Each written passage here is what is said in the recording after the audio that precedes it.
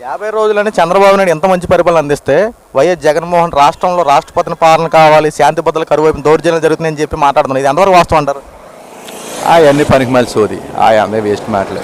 ఇప్పుడు అమ్మకు 10,000 వేసాడు, నా దగ్గర దింగాడు, అది మంచిదా? ఏమండి, 50 రూపాయలు క్వార్టర్ తీసుకెళ్ళి 200 పెట్టాడు. అమ్మకు 10,000, నా దగ్గర లక్ష పెట్టాడు. మాకు పాల పెట్టాడు, రూపాయలు దింగాడు. ఏది గొప్ప పరిపాలన? ఈ మధ్య రేపు ఆగస్టుని మారుతామంటున్నారు. బహుమంత్రి దేవాలు అది మారితే చాలా పేదోళ్ళు, మాలాంటి కష్టపడేవాళ్ళు 500 రూపాయలు తెచ్చుకుని క్వార్టర్ వాళ్ళు 300 పెట్టి తాగితే 200 రూపాయలు మళ్ళీ ప్రారంభిస్తా ఉన్నారు. దీనిపై మీ అభిప్రాయం? పేదోడికి పెడతాం, అది పుణ్యం, అది మంచి పద్ధతి. అది ఇప్పుడు లేనివాళ్ళు మనకు పల్లెటూళ్ళు అంటే భోజనం కోసం ఎవడో ఇబ్బంది పడారు. టౌన్లో నీకు చాలామంది పుట్టుపక్కల పడుకునే వాళ్ళు ఉంటారు. అలాంటి వాళ్ళు అందరూ 5 రూపాయలు తీసుకెళ్ళి భోజనం పెట్టడం అంటే చాలా గొప్ప మంచి పని. ఇది దాని మీద పవన్ కళ్యాణ్ కూడా నెంబర్ 1 సబ్జెక్ట్ తీసుకున్నాడు. ఏరియా సంబంధించి చింతమనేని ప్రభాకర్ గారు ఎమ్మెల్యే గారు, అయితే చింతమనేని ప్రభాకర్ పరిపాలన ఏ రకంగా ఉంటారు? మాస్ లీడరు, దూసుకుపోతాడు, ఎట్టయినట్టు చెప్పిందే చేస్తాడు, చేసేది చెప్తాడు మనోడు. దాని గురించి మా మాట ఏం లేదు.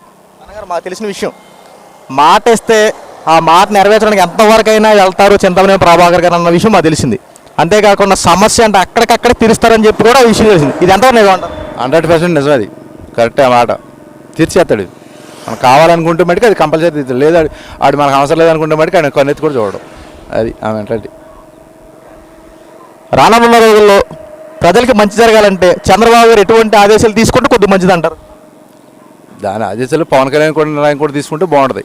ఇద్దరు కలిసి వెళ్తే అదరికి ఫ్యూచర్లో రేపొద్దున రాబోయే 10 సంవత్సరాలు మనకు పునాది ఉంటుంది. లేదు మధ్యకాలంలో తేడా పడాలి జరిగితే మటుకి ఇబ్బంది పడవలసి వస్తుంది. థ్యాంక్ యూ బాబు గారు.